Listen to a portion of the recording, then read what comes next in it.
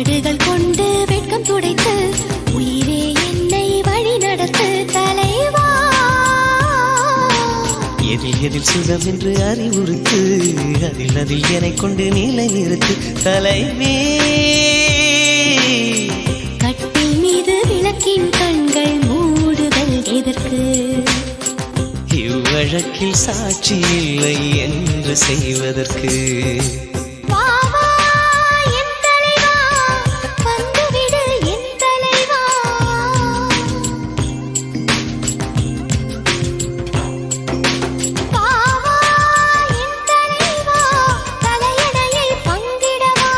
மல்லிகையின் மடலுக்குள்ளே மர்மக்கதை தான் இருக்கு.